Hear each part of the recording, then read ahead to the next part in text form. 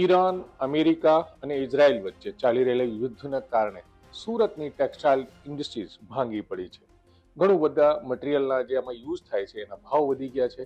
આવા સંજોગમાં જે મિલ ચલાવે છે લોકો, તે લોકોનું શું કેવું છે, જે ટેક્સટાઇલ ઇન્ડસ્ટ્રી સાથે જોડાયેલા લોકો છે તેમનું શું કેવું છે, આપણી જણા સાથે બે જણા ઉપસ્થિત છે. એક તો મિલના સંચાલક છે અને વિવિંગ ઇન્ડસ્ટ્રી સાથે જોડાયેલા મહેન્દ્રભાઈ છે. પહેલા વાત કરીશું જે મિલના સંચાલક છે એમની સાથે, संजय એમનું નામ છે, એની સાથે વાત કરીશું. सर, क्या दिक्कतें आ रही हैं मिल को चलाने में, किन रॉ मटेरियल के भाव बढ़ गए हैं, कैसे कुछ अभी समय गुजार रहे हैं? सर हमारी इंडस्ट्री में रॉ मटेरियल है डाइज, कोल, प्लास्टिक रिलेटेड सारी पैकिंग मटेरियल है। आज हर चीज़ की कीमत 1.25 से 1.5 हो गई है।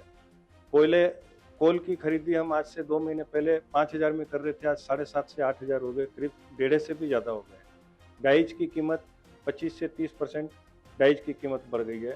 पैकिंग मटेरियल में भी 1.5 से दुगने रेट हो गए। किसी भी तरह से हम सर्वाइव नहीं कर पा रहे हैं और मिल चलाना ऐसा मन करता है कि 15-20 दिन के लिए मिल बंद कर दे तो ज़्यादा अच्छा है। अभी जो चला रहे हैं उसमें कितने दिनों की छुट्टी रखनी पड़ रही है, क्योंकि नुकसान कितना हो रहा है, और जो आपकी जो ये जो मटेरियल यूज कर रहे हैं उसके सामने आपको कितना उसमें लाभ हो रहा है? सर अभी तो हम हफ्ते में 2 दिन बंद करके किसी तरह सर्वाइव कर रहे हैं और चलाने की चेष्टा कर रहे हैं, सर्वाइव नहीं कर रहे हैं। और आज जिस तरह से रेट की वृद्धि हुई है, हम अपने कस्टमर को इतनी रेट नहीं बढ़ा सकते, क्योंकि पॉसिबल ही नहीं है। अचानक से इतना रेट बढ़ाएंगे तो हर जगह दिक्कत आ जाएगी, न वो भी नहीं बेच पाएंगे और हम भी नहीं चला पाएंगे मिल। तो भविष्य क्या देख रहे हैं, क्योंकि युद्ध का तो कोई ठिकाना है नहीं कितना लंबा चलेगा, तो आप अपने मिल का भविष्य क्या देख रहे हैं? हमें राह देखनी पड़ेगी कब ये युद्ध शांत होवे, और हमेशा तो चलना नहीं है सर। तो थोड़े दिन में स्थिति अच्छी होएगी, ऐसा उम्मीद रखते हैं। आखिरी सवाल आपसे कि जिन परिस्थितियों में मिल को चला रहे हैं, तो ज्यादा से ज्यादा कितने दिनों तक मिल को इस तरह से चला सकते हैं? 15-20 दिन शायद हम और संभाल पाएंगे सर, क्योंकि रोज का 2-3 लाख रुपए का लॉस सहन नहीं कर पाएंगे इससे ज़्यादा। फिर अंत में स्थिति नहीं सुधरी तो हमें बंद करना पड़ेगा अनिश्चित काल के लिए। તો બિલકુલ આ એક મિલ સંચાલક છે જે સચિન જીઆઈડીસી વિસ્તારમાં એમનું પોતાનું મિલ ચાલે છે. હવે એમની પરિસ્થિતિ શું છે એ આખી આપણે ગુજરાત તકને જણાવી છે, કેમ કે સપ્તાહમાં 2-3 દિવસ મિલ બંધ પણ રાખવી પડે છે અને ભવિષ્યમાં 10 થી 15 દિવસ સુધી મિલ ચલાવી શકશે એટલી જ કેપેસિટી છે. ડેલીનું નુકસાન છે શેર ના કરી શકે. મહેન્દ્રભાઈ છે જે ટેક્સટાઇલ ઇન્ડસ્ટ્રીના આગેવાન છે, તેઓ આ સમગ્ર મામલે શું કહી રહ્યા છે, કેમ કે ઘણા બધા મટીરિયલને જે કિંમતો વધી ગઈ છે એના કારણે શું અસર પડી છે. મહેન્દ્રભાઈ, ટેક્સટાઇલ ઇન્ડસ્ટ્રીની આખી ઓવરઓલ આપણે વાત કરીએ તો કઈ પ્રકારનું નુકસાન થઈ રહ્યું છે અને ભવિષ્ય શું લાગે છે? નુકસાનમાં યાન, પોલિએસ્ટર યાન, એમાં એક કિલોએ 40 રૂપિયા વધી ગયા છે. એટલે તમે સમજો 30 થી 35% વધારો. જરી છે એમાં 50% વધારો, એટલે 100 રૂપિયાની આઈટમ 150 રૂપિયા થઈ ગઈ. હવે એ આઈટમની જો અમે સાડી ડ્રેસ મટીરિયલ બનાવી તો એ અમારા વેપારીઓને સર્વાઈવલ થાય એવી કોઈ શક્યતા નથી અત્યારે. તો જે મટીરિયલ આપણો અહીંયા આવે છે એ કઈ કઈ દેશમાંથી આવે છે અને અચાનક આ ભાવ વધવાના કારણો શું લાગે છે?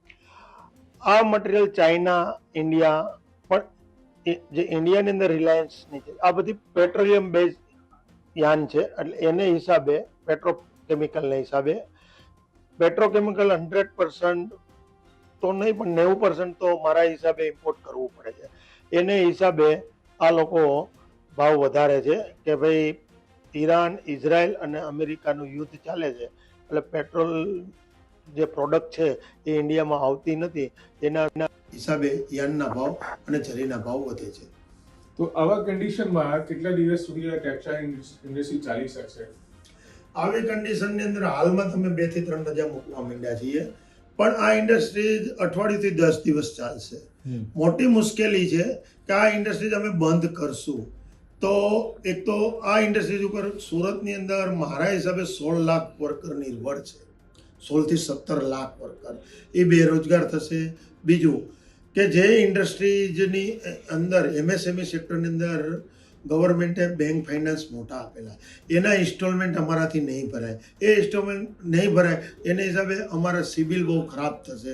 એને હિસાબે ભવિષ્યની અંદર અમારે એક્સપાન્સ કરવું હશે તો અમારે એક્સપાન્સ કરવામાં બેન્કો પણ અમને લોન આપતી બંધ થઈ જશે.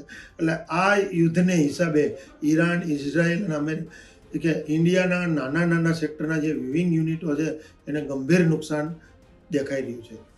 તો જે નુકસાન છે, સમજો ટેક્સટાઇલ મિલની વાત કરીએ આપણે, વિવિંગ સેક્ટરની વાત કરીએ આપણે, હવે કેમિકલની વાત કરીએ છીએ, તો તમામ સેક્ટરને આ નુકસાન છે કે ખાલી આપણે આ ખાલી મિલોની વાત કરીએ? ના, તમામ સેક્ટરને, કારણ કે એનર્જી ચાર્જ ટેક્સટાઇલ ઇન્ડસ્ટ્રીની અંદર ઓછામાં ઓછું 25 થી 30% હિસ્સો ભોગવે છે. જે એનર્જી ચાર્જની અંદર મારા હિસાબે ભારત દેશ 80 થી 90% નિર્ભર છે. તો તમે પ્રોસેસ લ્યો, વિવિંગ લ્યો, આ બે વસ્તુ જે મેન્યુફેક્ચર છે એની ઉપર માર પડશે એટલે ટ્રેડર્સ ઉપર માર પડશે. એટલે ઓલ ઓવર બોટમ લેવલે કસ્ટમરોને મોંઘી સાડી મળશે કે ડ્રેસ મળશે, પણ અત્યારે એ કોઈ ખરીદશે નહીં. એને હિસાબે આ ઇન્ડસ્ટ્રીને ગંભીર નુકસાન થશે. તો આપણે હવે કેટલા દિવસ ઇન્ડસ્ટ્રી સારી કન્ડિશનમાં ચલાવી શકશો? આ ઇન્ડસ્ટ્રી 2 થી 3 રજા મૂકીએ છીએ, પણ મને નથી લાગતું કે 10 થી આ યુદ્ધ ચાલ્યું તો 15 દિવસની અંદર ઇન્ડસ્ટ્રી સદંતર બંધ કરવી. તો આપણે સાંભળ્યું કે કઈ કન્ડિશનમાં હાલ સુરતની ટેક્સટાઇલ ઇન્ડસ્ટ્રી ચાલી રહી છે, કેટલા કિંમતો વધી ગઈ છે, છતાંય નુકસાન કરીને પણ આ ઇન્ડસ્ટ્રી ચલાવવા માટે મજબૂર બન્યા છે. સપ્તાહમાં 2 થી 3 દિવસની રજા રાખવામાં આવી રહી છે, લાખો રૂપિયાનું નુકસાન ઉઠાવી રહ્યા છે, પણ કેપેસિટીની બી એક કેપેસિટીઓ છે, કેટલા દિવસ સુધી એ નુકસાન સહન કરી શકશે. તો આવી જ રીતે યુદ્ધના કારણે સુરતની ટેક્સટાઇલ ઇન્ડસ્ટ્રી, ખાસ કરીને વિવિંગ સેક્ટર હોય, ટેક્સટાઇલ મિલ હોય, કેમિકલ સેક્ટર હોય, તમામ વસ્તુઓ વધુમાં વધુ 15 દિવસ ચાલી શકે એવી ક્ષમતા ધરાવે છે. 15 દિવસ પછી આખા જે સેક્ટર છે, ટેક્સટાઇલ ઇન્ડસ્ટ્રી છે, બંધ કરવાની નોબત આવી છે. સંજય સિંહ રાઠોડ, ગુજરાત, સુરત.